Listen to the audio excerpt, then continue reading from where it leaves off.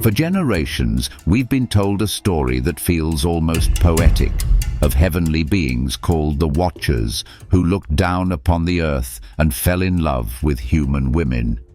In the Book of Enoch, their fall is described with such emotional force that it draws our sympathy. They loved, they erred, and they paid the price. It's a romantic tragedy, one that feels painfully human. But what if it was never meant to be a love story at all? What if the Watchers didn't fall from grace in a moment of weakness, but gathered in secret with full awareness and made a pact to break the divine covenant? This isn't a stumble, it's a strategy. The Book of Jubilees, a text excluded from most Bibles, tells a version that strips away all sentimentality. According to Jubilees, the Watchers weren't seduced by beauty. They weren't overwhelmed by passion. They met, they discussed, and they conspired. It wasn't a heavenly accident. It was a deliberate rebellion, a covenant-breaking conspiracy orchestrated by beings who fully understood the sacred order and chose to shatter it anyway. So why have we been told the other version for so long? Why do we find it easier to imagine angels who simply fell rather than those who plotted? Maybe because conspiracy demands accountability. Maybe because a planned betrayal strikes deeper than any love story gone wrong. And maybe, just maybe, the most dangerous evil isn't loud or monstrous. It's quiet, intentional, dressed in light, and hidden in stories we've come to accept without question. If the Book of Jubilees is right, then everything we thought we knew about the Watchers was not just incomplete, it was misdirected. Their so-called fall wasn't the result of overwhelming love, but the cover story for something far more calculated. In Jubilees, there is no tale of angels overtaken by beauty or emotion. There is no trembling moment of weakness. Instead, what we find is a council of divine beings forming an unholy alliance, sealed with an oath, designed not to love, but to disrupt. Their goal wasn't intimacy, it was infiltration, and the weapon they chose wasn't war, it was time. Jubilees doesn't just change the tone, it changes the entire frame. It reveals that the Watchers' true mission was to fracture the sacred rhythm of creation. They weren't just teaching forbidden knowledge, they were tampering with the calendar, shifting holy days, severing humanity's alignment with the divine order. When people no longer know when to rest, when to feast, when to offer sacrifice, when Sabbath becomes just another day, the covenant begins to decay, quietly, without anyone noticing. This isn't sin through rebellion, it's betrayal through misalignment. Jubilees suggests that the most devastating thing the Watchers did wasn't the creation of giants, but the distortion of time itself. And once time is broken, everything sacred begins to unravel. Worship loses its anchor, rituals lose their meaning, the people still gather, they still believe, but they do so out of sync. And the covenant, though spoken, no longer lives. That's not just a different story, that's a terrifying revelation. The Book of Enoch has captivated imaginations for centuries. It reads like a divine epic, vivid, mystical, almost cinematic in its grandeur. We are drawn into visions of heaven, guided through realms of glory and judgment, and introduced to beings whose power dwarfs human comprehension. And at the heart of it all is a story that feels achingly familiar. Watchers, celestial guardians, who look down upon the earth and fall, not in battle, but in love. They are stirred by beauty, by longing, by the desire for closeness, for intimacy, for the human experience they were never meant to have. It's tragic, it's relatable, and perhaps that's why it's beloved. Enoch paints them not as monsters, but as figures torn between duty and desire. They make a mistake, yes, but it's one we understand. The birth of the Nephilim, the chaos that follows, feels like a consequence of emotion unchecked, a human flaw in divine form. And so we read the story not with judgment, but with empathy. The Watchers are not villains. They are the echoes of every soul who ever wanted what they could not have. And therein lies the power of Enoch. It gives us a myth that feels more like a mirror, a sacred drama played out on a cosmic stage, but with emotional chords that resonate deeply within us. Who among us hasn't chosen feeling over rule? Who hasn't crossed a line because the heart demanded it? Enoch doesn't just tell us what happened, it lets us feel why. That's why it endures, not just as forbidden scripture, but as a romantic myth cloaked in divine tragedy. Yet perhaps that very resonance is what blinds us to the question beneath. Was this truly how it began, or just how we wanted it to feel? It's easy to feel for the Watchers in Enoch. The story is crafted to pull on the heart, the longing, the forbidden love, the tragedy of crossing a divine line. We see ourselves in them, reaching for something beautiful, stumbling not from hatred or pride, but from desire. And because of that, we sympathize, we excuse, we forget. But what if that sympathy has become a veil? What if the myth, in its beauty, has softened a truth we were never meant to overlook? The emotional weight of Enoch draws us in, but does it awaken us or lull us? If the Watchers truly rebelled not from passion, but from purpose, then our empathy might be misplaced. Our focus on romance, on the drama of their fall, might be hiding the actual cost. Not just giants, not just chaos, but the quiet loss of sacred alignment. Not a tearful error, but a calculated shift in divine structure. If we mistake a war on the covenant for a love story, we risk repeating the deception. So we must ask, have we been moved, but not changed? Have we been stirred, but not shaken free? The Watcher's story is gripping, but is it the whole story? Or has beauty once again disguised betrayal?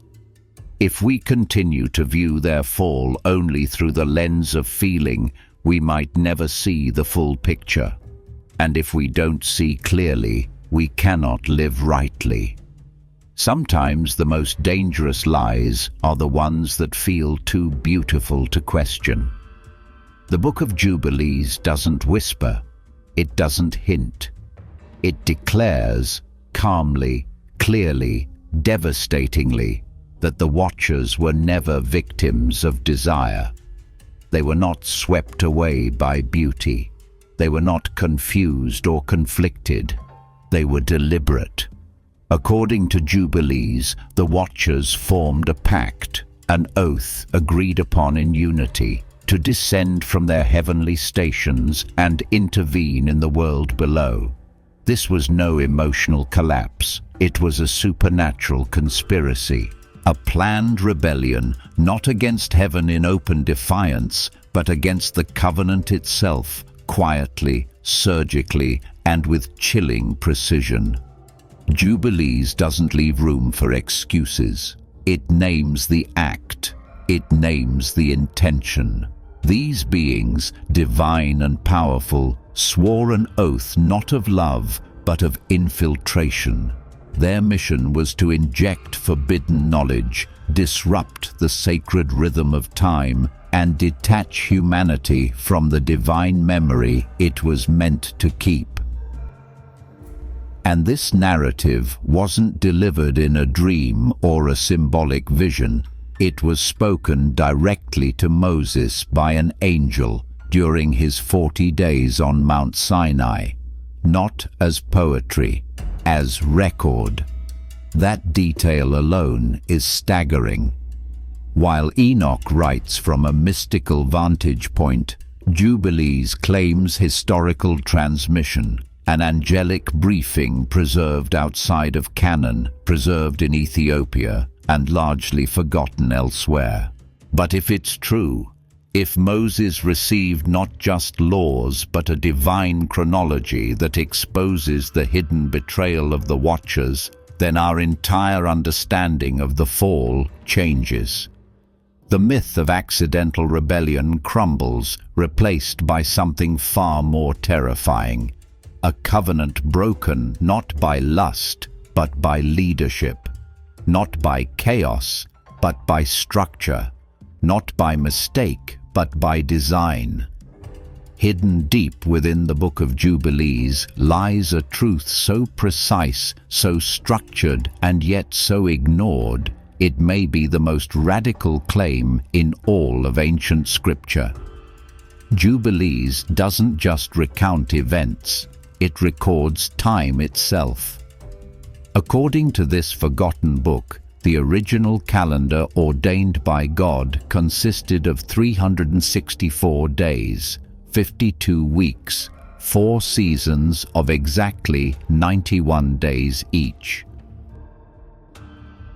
Every holy feast, every day of rest, every appointed moment in the covenant was anchored to this rhythm. It wasn't symbolic, it was mathematical. Sacred time wasn't just an idea, it was a system. This isn't about convenience or cultural variation. In Jubilees, time is the architecture of the covenant.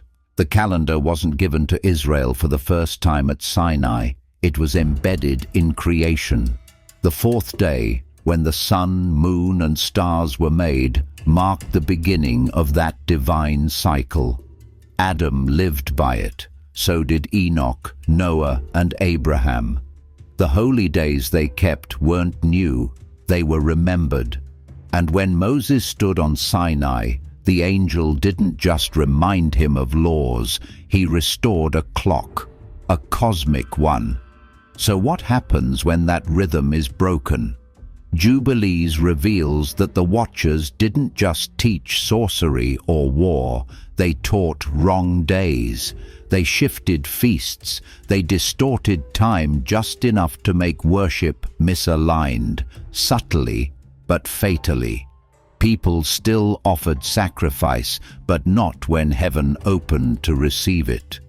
They still kept Sabbath, but not on the day sanctified by light. Over generations, the shift became tradition, and the tradition replaced truth. The body still moved, the soul drifted. The result? A world out of sync. Not with nature, but with covenant. And when time falls apart, so does memory, so does meaning. Chaos doesn't begin with bloodshed. It begins when the rhythm is stolen and no one notices.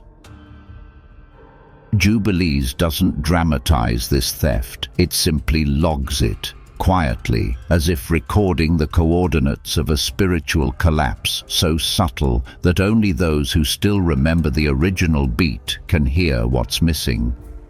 There's a terrifying genius in how the Watchers operated, not by destroying rituals, but by misaligning them.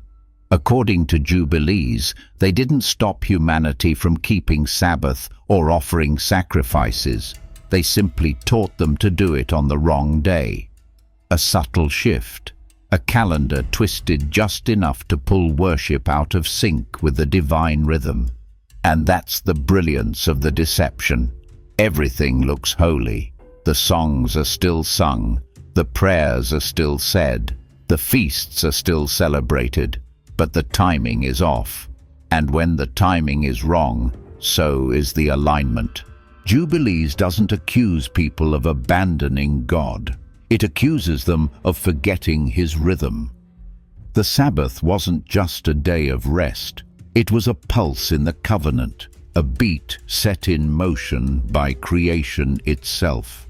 To miss it, even by a day, is not simply to rest out of habit, but to disconnect from the divine cycle that breathes life into that rest. The same goes for feast days, Passover, Tabernacles, the Day of Atonement. They were all woven into a calendar that functioned like spiritual architecture. Move a beam and the whole temple becomes unstable. That's what the Watchers did. They introduced false precision, a counterfeit rhythm that felt real, looked real, but left the soul untouched. It's like following a map where every road is drawn just a few degrees off. You still travel, you still arrive, but not at the place you were meant to be. The tragedy isn't that people stopped worshipping, it's that they kept worshipping while drifting farther away. Their devotion remained, but the covenant was already hollowed out. And the most painful part is this: they never even knew. What if you've been keeping the Sabbath your whole life, but on the wrong day? What if the rituals you cherish, the prayers you offer, the moments you set aside for rest and worship have been out of alignment with the rhythm God originally established? You didn't stop believing, you didn't stop honoring. But somewhere along the way, the map changed, and no one told you. According to the Book of Jubilees, this isn't just a hypothetical. It's history. It's the quiet tragedy that unfolded when sacred time was disrupted, not by rejection, but by redirection. The idea is unsettling. We want to believe that sincerity is enough, that as long as our hearts are in the right place, God receives what we offer. And yet, the covenant was never just about feeling. It was about rhythm, order, precision. Jubilees reveals that time itself was part of the divine architecture. The 364-day calendar wasn't arbitrary. It was the backbone of sacred life. Each feast, each Sabbath, each offering had its place, not just in spirit, but in time. And when time is off, everything that follows begins to slide, quietly, invisibly. So ask yourself, what if your Sabbath doesn't match the day God blessed? What if your calendar, inherited over centuries of edits, has drifted from its original orbit? You may feel peace, you may feel tradition, but feelings are not alignment. And if what Jubilees says is true, then even the most heartfelt devotion, when offered offbeat, may miss the moment it was meant to fulfill. This isn't about guilt, it's about awareness. Because once you begin to ask the question, you can't unsee the cracks in the pattern. And that question might just be the first step back to the rhythm you were always meant to keep. You've been showing up. You've been praying, singing, giving, resting. You've honored the traditions, kept the rituals, followed the calendar handed down to you. But something still feels off, like a conversation where the other voice never answers, like knocking on a door no one opens. It's not that you've stopped believing, it's that, deep down, you wonder if what you're doing is still connecting. You feel the form, but not the presence. The shape of worship is there, but the soul of it seems distant. The Book of Jubilees dares to suggest why. It's not that the sacred has vanished, it's that we may no longer be arriving at the sacred moment.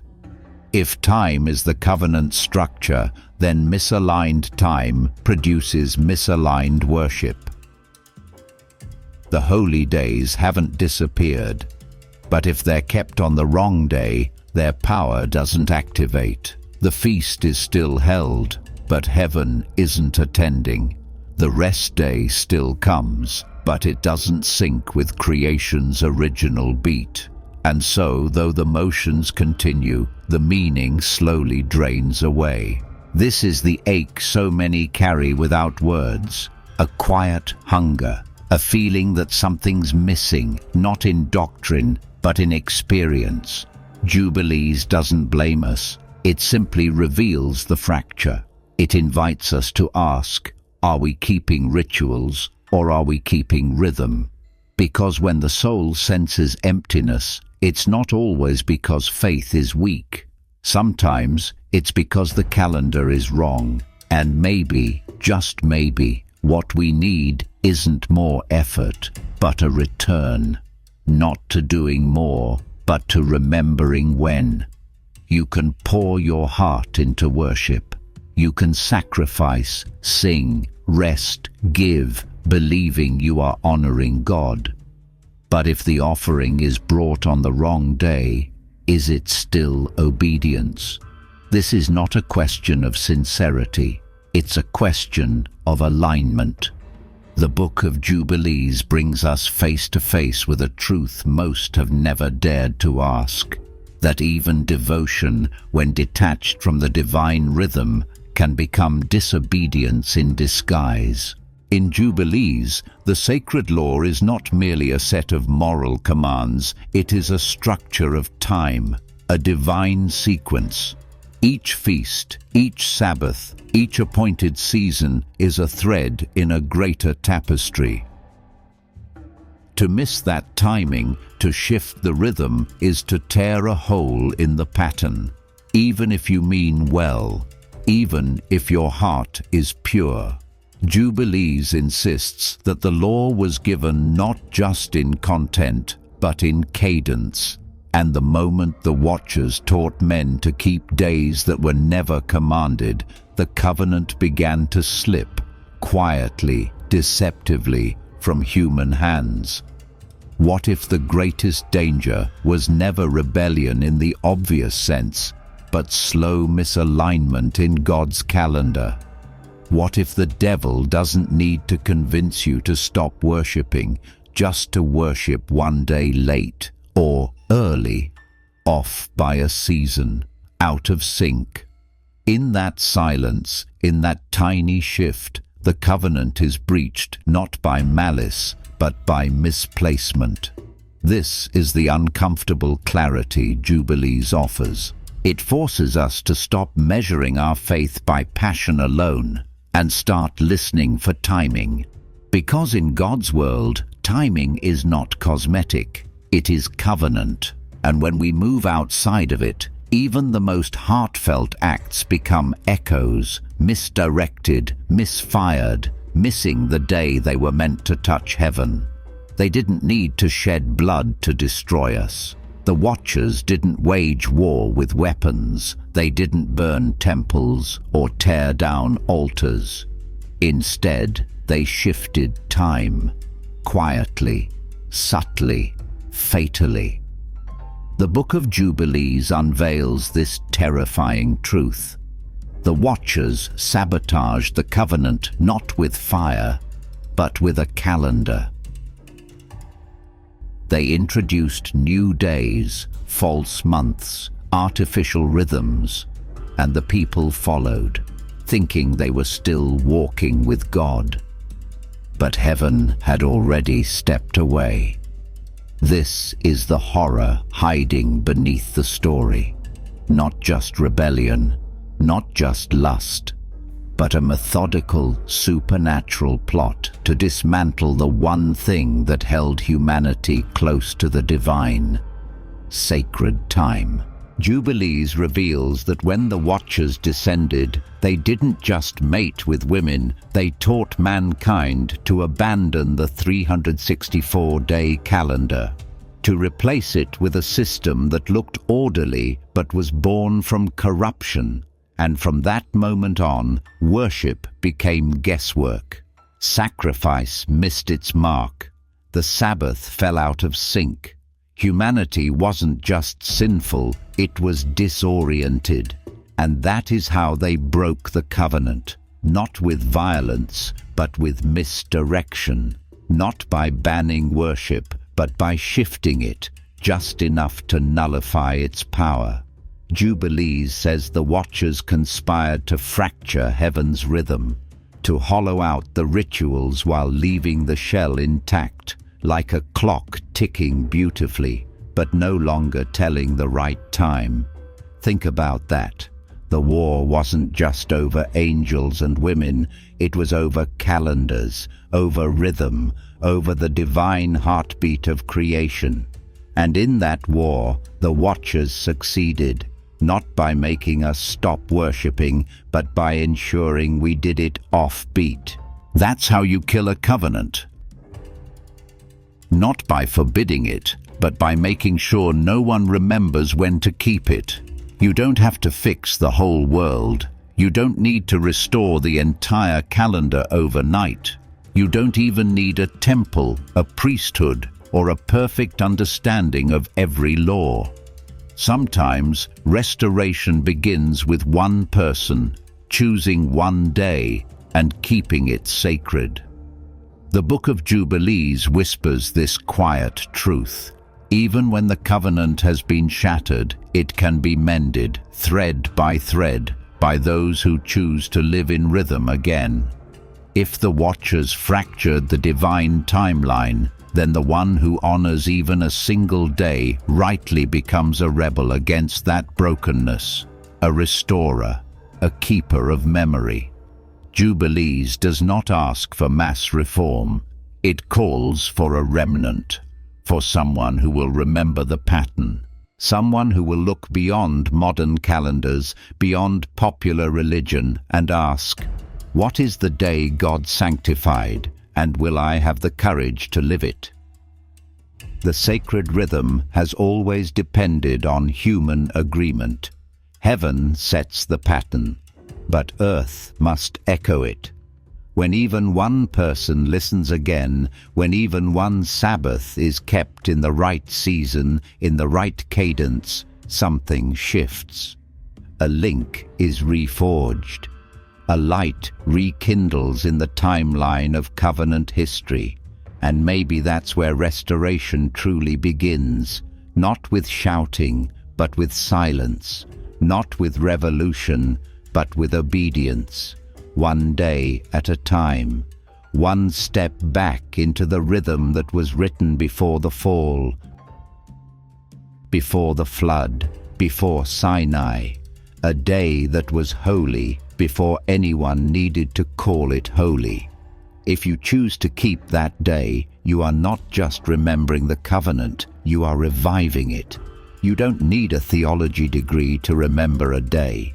You don't need to master ancient Hebrew or decode celestial calendars to step into the rhythm again. What if restoration doesn't begin with full understanding, but with small obedience? Jubilees doesn't demand that you grasp the entire law. It invites you to remember one day, one rhythm, one sacred pause in time that echoes Eden. The pressure to get it all right can paralyze us. But sacred memory isn't always intellectual. It's embodied. It's in the simple decision to stop, to rest, to honor. Not because you understand everything, but because you trust something older than the noise around you. The Sabbath, when kept on its true pulse, is not a burden.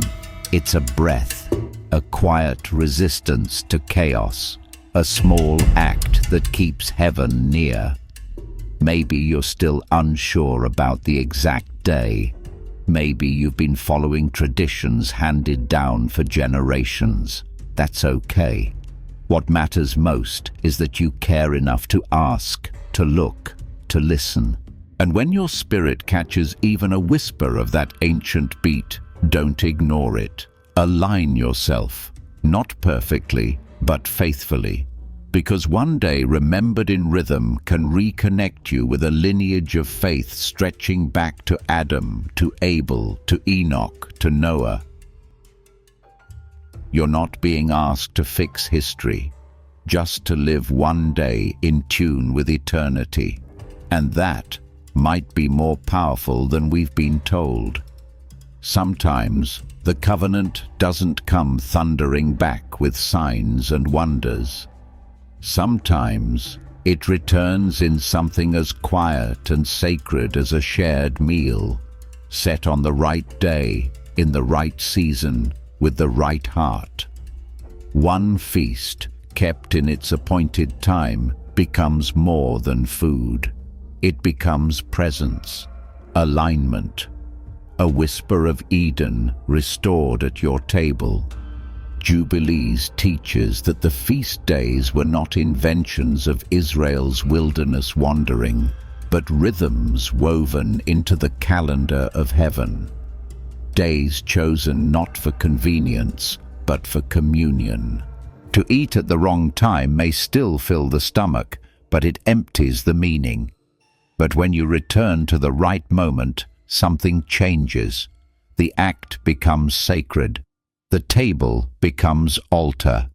Imagine gathering not just to celebrate, but to remember, to synchronize your life with heaven's rhythm again, to mark a day not with noise or performance, but with rest, gratitude, and connection. The roasted grain, the fresh oil, the first fruits of a harvest long awaited.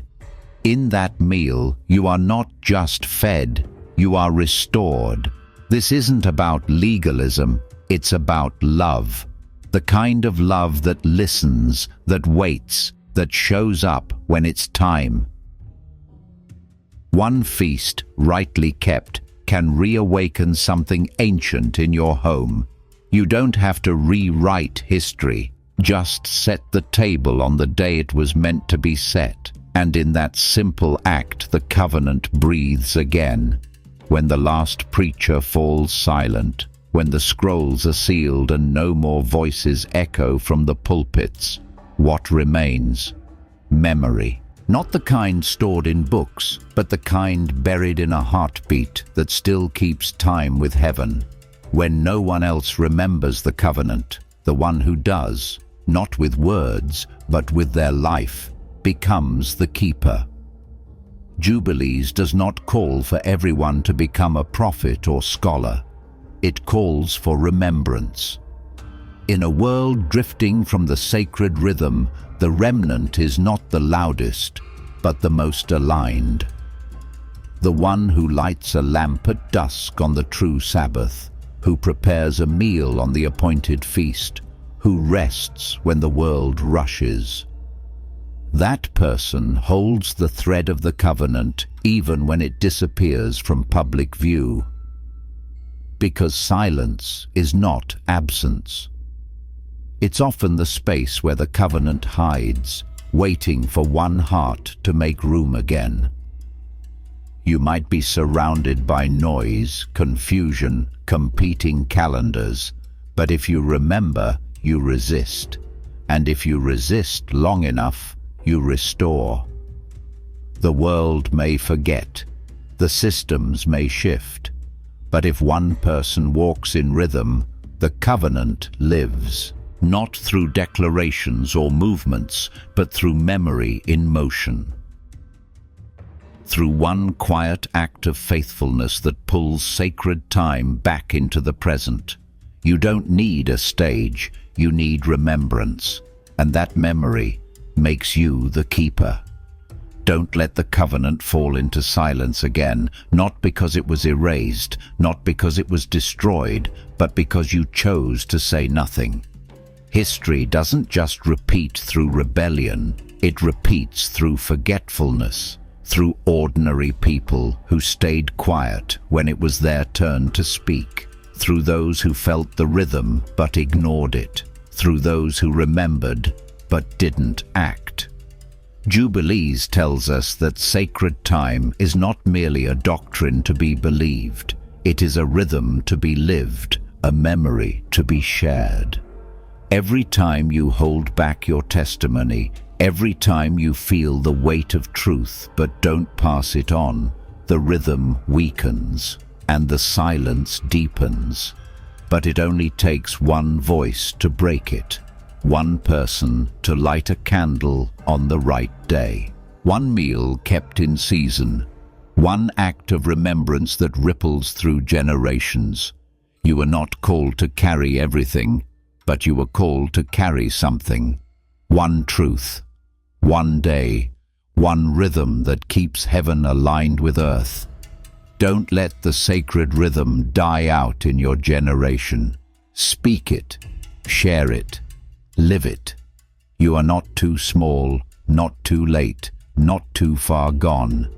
If the covenant lives in you, even just a part of it, then you are part of its restoration. Don't wait for someone else to act. Don't wait for a temple to rise or a leader to proclaim. The moment is now. The voice is yours. We've long been told the watchers fell because they fell in love. Heavenly beings, drawn to human beauty, gave in to desire and descended to earth. So the story goes. It's a tale that evokes a strange sympathy. Celestial figures seduced by emotion, punished for passion. But what if that story was only a cover? What if they didn't fall? They conspired. What if it wasn't love at all, but strategy? What if the watchers weren't victims of feeling, but architects of a betrayal? A unified council of divine beings, not lured by beauty, but bonded by a plan. A pact formed in secret, not out of affection, but out of rebellion.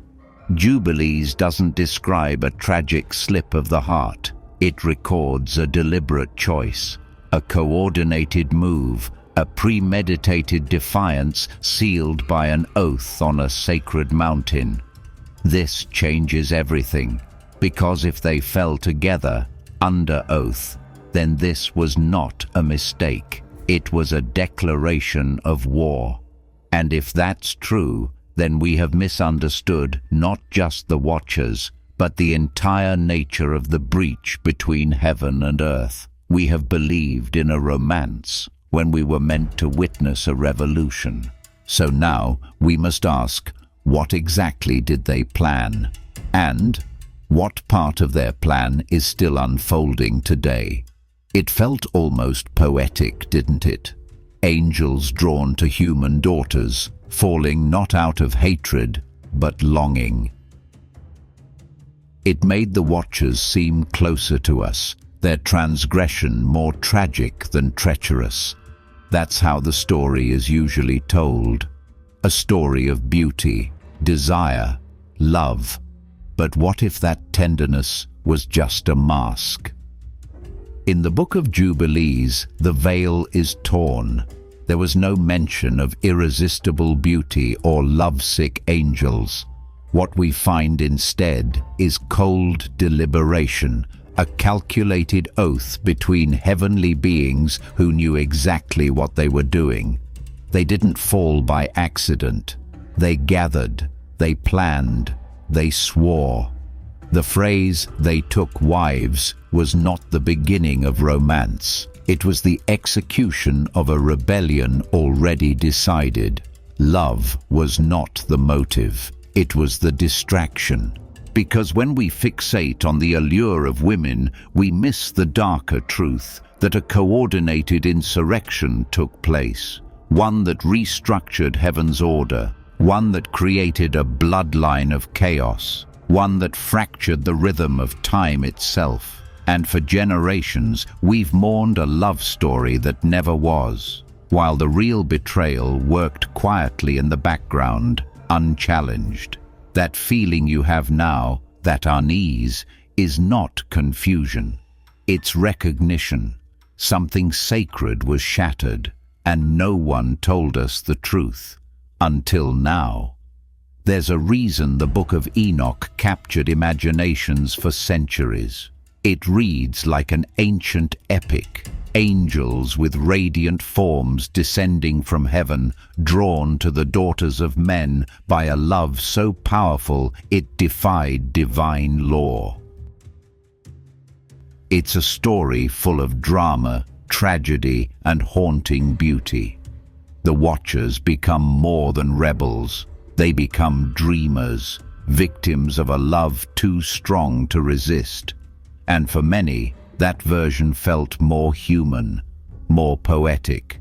We imagine the Nephilim not just as monsters, but as tragic children, born of love, cursed by law. The image lingers, stars falling not in rage, but in longing. The idea that heaven could bleed for earth, that divine beings could ache like mortals, it pulls at something deep in us. Because it tells us that even perfection can be undone by desire. But now, we hesitate, because in that telling, the Watchers are almost forgiven.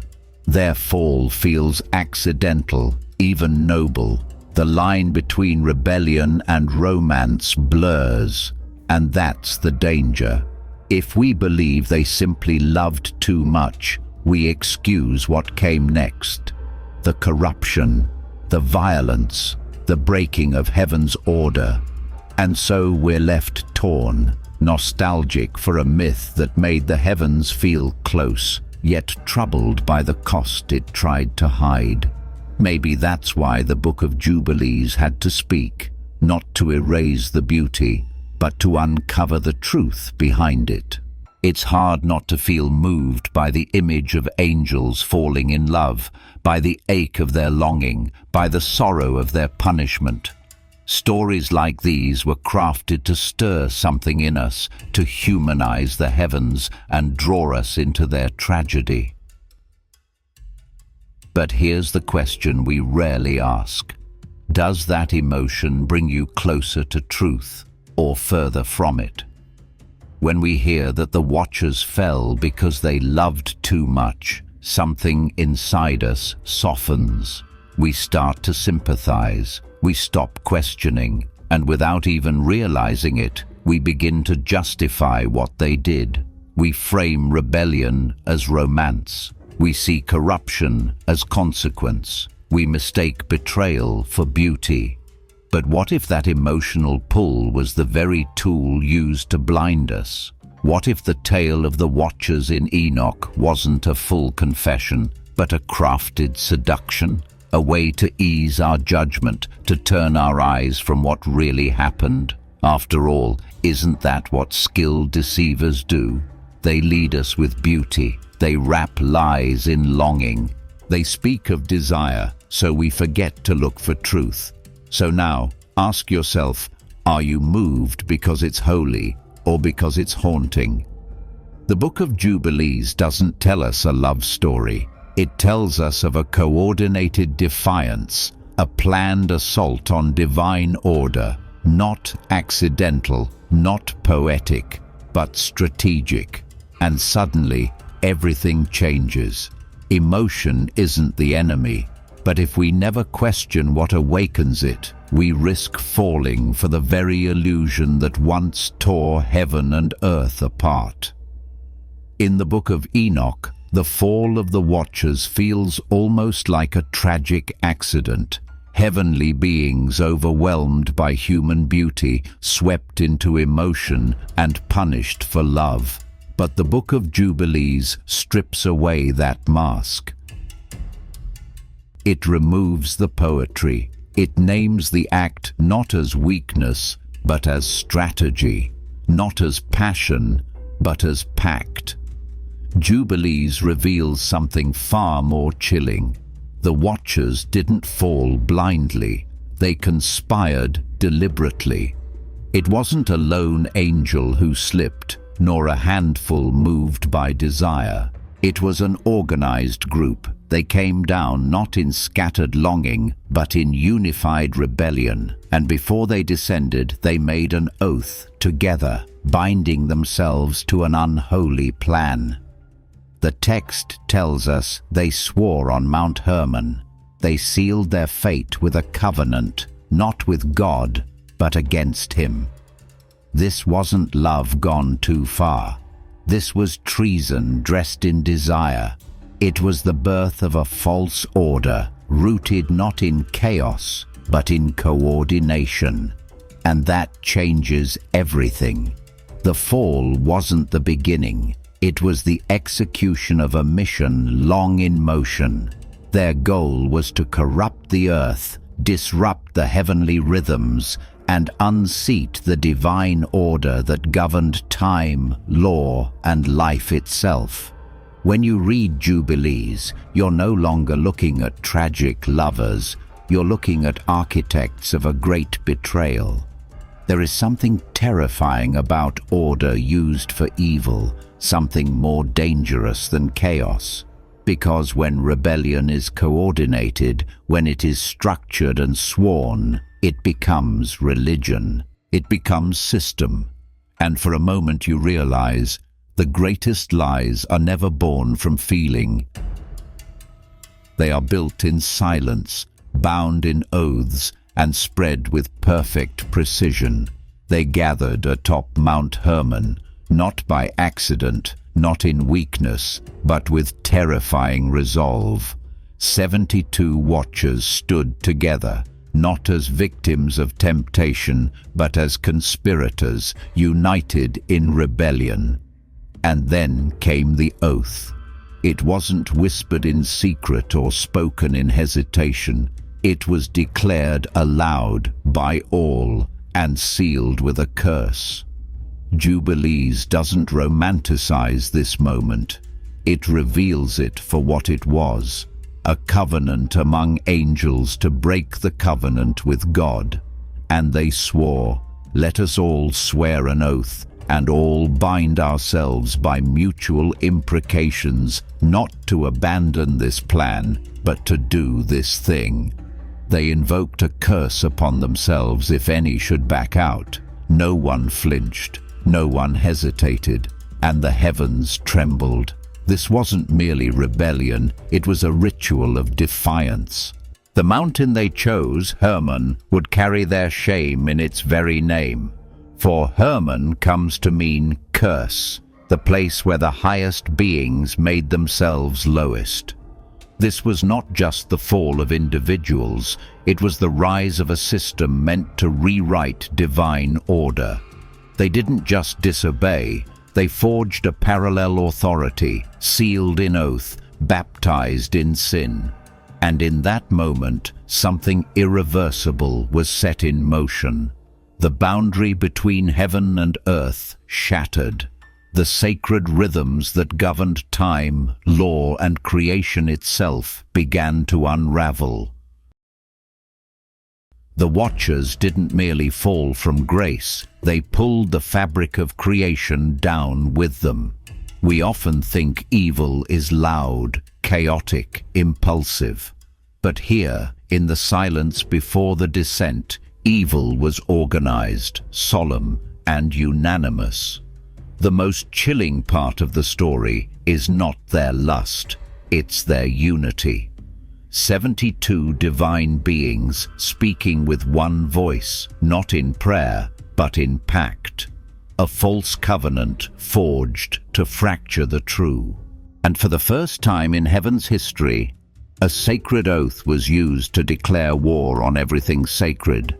In the shadow of the oath, where 72 watchers bound themselves in defiance, one figure stood out, not by power, but by pen. His name was Armaros. While others acted, he recorded. While rebellion swelled in the hearts of angels, he was the scribe who made it permanent. Armaros, often overlooked in the dramatic retelling of the Watcher's descent, was not just a participant. He was the chronicler of betrayal, the hand that turned a spoken curse into eternal record. In Jubilees and parallel traditions, Armaros is named among the chief watchers, but unlike Azazel the corrupter or Semjaza the leader, his title carries a quieter weight. Some texts call him the one who taught the resolving of enchantments, but beneath that title lies something more ominous, a being who understood the power of words, not just to cast spells, but to seal fate. It was Armaros who etched the unholy oath, who ensured the pact at Hermon would not fade into the winds. He turned rebellion into liturgy, binding heaven's traitors not just in intention, but in inscription. Imagine the chilling paradox. A scribe, once created to preserve God's order, now writing a new one, a false record to authorize chaos. His pen was not dipped in ink, but in defiance. His scroll did not preserve memory. It manufactured mutiny. In a world where covenants shaped creation, Armaros's role was not passive. He didn't simply write, he enforced. He gave the rebellion a spine, a structure, a timeline. In ancient thinking, scribes were gatekeepers of reality. What was written became binding. What was inscribed could not be undone without judgment. By writing down the oath, Armaros ensured that their conspiracy echoed through realms both seen and unseen. The words may have been spoken once, but through him they live on. And through that act, he became more than a watcher. He became the archivist of the fall. Mount Hermon wasn't chosen by accident. It wasn't a random site in a vast ancient landscape. It was a deliberate, chilling selection. Jubilees describes it as the mountain where the watchers descended, not just to survey the earth, but to seal their rebellion. It was there, not at a battlefield or a temple, that they swore their unholy oath together. Why? Because Mount Hermon was sacred. A place once kissed by the breath of God became the stage for the greatest cosmic betrayal. And that choice reveals everything. Hermon, in ancient Semitic traditions, was a mountain of sanctity. Its high peaks caught the dew from heaven. Its name derives from the root HRM, to set apart, to consecrate, to forbid. In short, it was already holy. By choosing this mountain, the watchers performed a reversal. They hijacked holiness. They turned sacred elevation into a stage of descent. In a world defined by boundaries between heaven and earth, Hermon stood as a border point, thin, luminous, bridging dimensions. The watchers crossed that border, not to serve, but to usurp. They didn't want secrecy, they wanted significance. Swearing their pact on Hermon was an act of mockery, as if to say, "We will build our kingdom where yours once stood." It was spiritual colonization. The very ground beneath their feet trembled, not because of their power, but because of their audacity. And from that height, the fall began, not as a stumble, but as a declaration of war. Mount Hermon became more than geography. It became a monument to the inversion of divine order. What was meant to be set apart for communion with the Most High was defiled by the unity of defiance. And long after the oath was sworn, the mountain's silence carried the echo of that moment. A sacred site turned into a scar, a reminder that even the holiest places can be breached when those created to guard heaven choose instead to mimic it. What if your most sacred day is out of sync? What if your worship, your Sabbath, your feasts, your prayers, have been gently nudged off course, not by accident, but by design. The Book of Jubilees reveals a terrifying possibility, that the Watchers didn't only corrupt the earth through forbidden unions or forbidden knowledge, they also corrupted time. They introduced a false calendar, a system of worship that looked holy, but was quietly disconnected from the true rhythm of creation. Jubilees insists on a 364-day year, perfect, divisible by 7, maintaining the sacred Sabbaths and festivals in fixed order. It warns plainly that those who follow a different count will miss the appointed times, desecrate the festivals, and break the covenant without even realizing it. And if that's true, what does it mean for us today?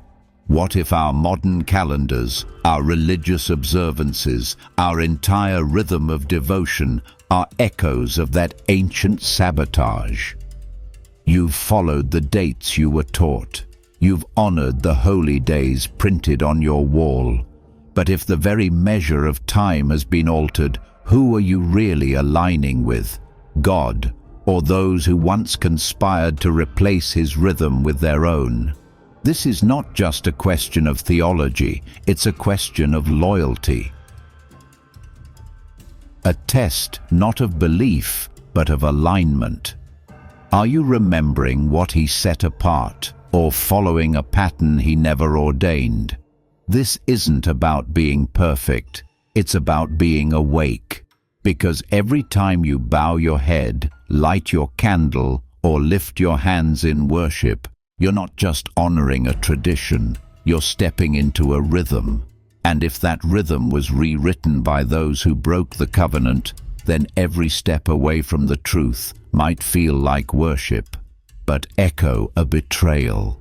And now that you know, can you keep walking in a time they designed? You've done the rituals, you've kept the traditions, you've stood in solemn assembly, lifted your voice in song, offered up prayers, and remembered the sacred stories. But somewhere deep inside, something has felt off. A silence behind the words, a stillness behind the song, as if the heavens didn't answer, not with anger, but with absence. As if worship had become a shadow, echoing form without presence. Could it be that we've lost the soul of it all? Jubilees warns that the moment the calendar was changed, something broke. Not just the sequence of days, but the sacred rhythm that allowed heaven and earth to meet. Festivals once appointed by God began to drift. Sabbaths, once aligned with creation's breath, became hollow repetitions. The people still came, they still brought offerings, but the connection was severed. Worship was never about performance. It was a meeting place, a divine appointment. Not just any day, but the day. When that day is lost, the encounter is missed. You can light candles on any evening, but unless it's the evening he set apart, you're striking a match in a sealed room. The flame is real, but the breath of God isn't there.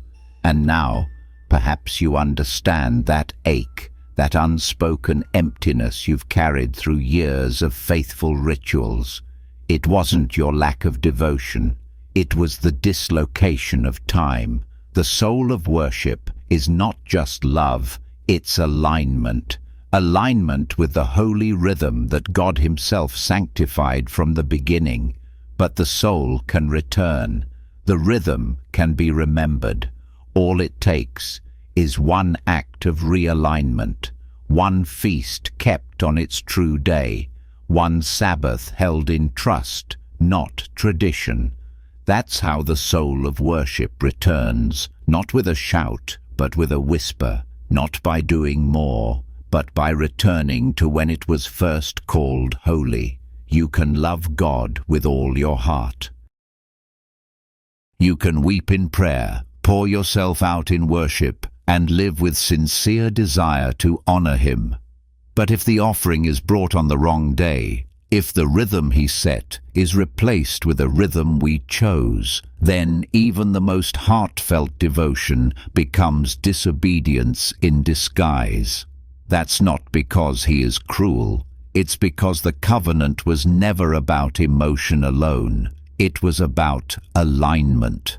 Jubilees reveals this clearly. God gave appointed times, holy days, and feasts not as empty rituals, but as markers of the covenant itself. When the watchers broke heaven's order, they didn't just bring corruption to the earth, they altered time.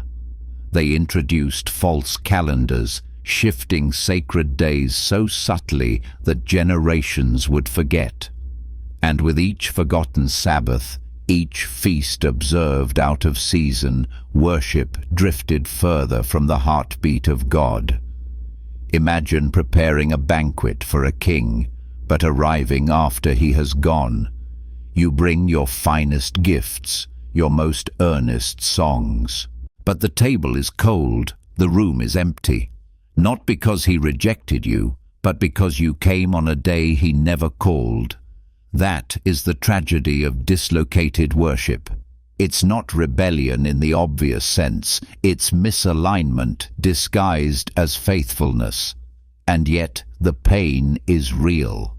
The guilt that follows this realization is sharp. How many years have we celebrated out of season?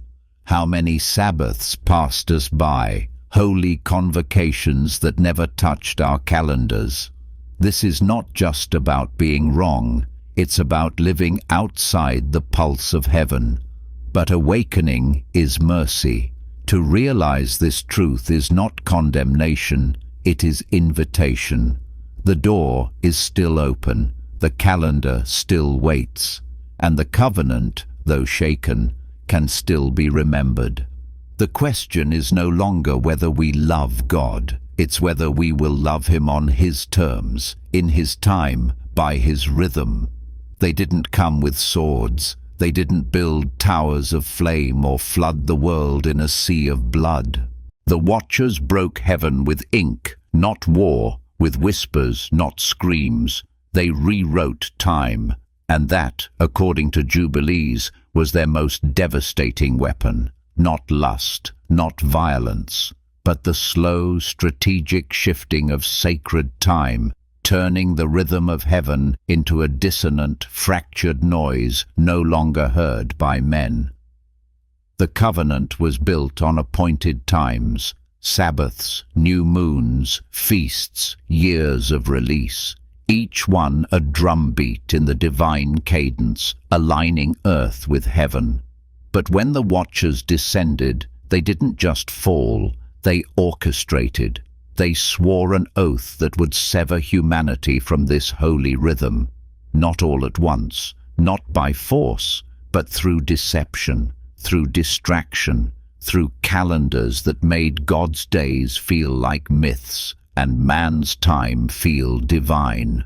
In Jubilees, this isn't metaphor, it's war.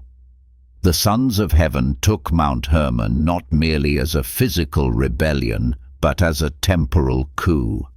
They replaced the Creator's calendar with counterfeit cycles. They made men forget when to rest, when to gather, when to remember. And when time itself no longer pointed back to the Creator, worship became hollow, sacrifice became noise, the soul became lost. This is the true horror. They didn't spill blood, they stole alignment. They didn't crush temples, they distorted the invisible architecture of time that made temples meaningful. And in doing so, they fractured the very thing that holds the covenant together: memory, rhythm, presence. That's why the world feels off, why holy things feel distant. It's not just sin, it's dissonance. And it began not with rebellion of passion, but with a plan, a conspiracy to make the days forget who made them. If you ever felt like something was missing in worship, Maybe it's not your heart. Maybe it's the clock. Even if the watchers conspired, even if sacred time was shattered, even if the calendar of heaven was trampled by the ambitions of fallen beings, there remains a mystery few understand. Not all was lost, because in the Book of Jubilees there is a thread of hope hidden between lines of judgment, a whisper to the faithful that even in a world out of sync, one act of alignment still matters. If time was the battlefield, then rhythm is the resistance. And Jubilees tells us something profound, that the person who keeps just one day the right way is not merely remembering a ritual. They are keeping the covenant, not through endless knowledge or elaborate sacrifice, but through one sacred choice, to honor the day God made holy, not the ones man rearranged.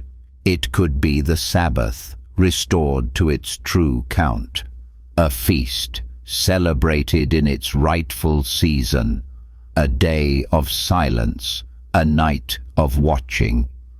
Whatever it is, if it is aligned with the original rhythm, it becomes a thread that reconnects your life with the unbroken harmony of Eden. That day is not small. It is not symbolic. It is a doorway. Jubilees never asked for perfection. It called for remembrance. And in a world drowning in false time, one honest day is defiance. One act of obedience is a light. One restored moment is a bridge back to the Creator's heartbeat. So, if the rest of the world forgets, if the watchers succeed in making chaos feel normal, what happens if you don't? What happens if you remember just one day rightly? According to Jubilees, you've just kept the covenant alive, not by fighting heaven's enemies, not by preaching louder, but by living one day in rhythm with God. And sometimes one true note is all it takes to start the song again. You don't need to memorize every sacred ordinance or decipher every mystery hidden in ancient texts to walk in covenant. You don't need to rebuild the temple or become a priest to align with heaven. The Book of Jubilees offers something deeper and gentler. It tells us that God, knowing the weight of human forgetfulness, placed within time a rhythm so holy, so enduring, that even one day lived rightly can realign your soul with eternity. Think about that. Not every law, not every feast, not even full understanding, just one day, kept in rhythm, lived with intention. It is not legalism, it is love made practical. You don't need to know all the calendar systems, the priestly rotations, or the exact scrolls of Shem. You just need to pause once and ask, what day was made holy from the beginning? What beat still echoes from Eden? When you respond, not with debate, but with obedience, you become part of the remnant, not because you've mastered theology, but because you've returned to something real, something lost. And in a world running wild with false lights and fake revelations, one true step is a revolution. This isn't about guilt, it's about gift.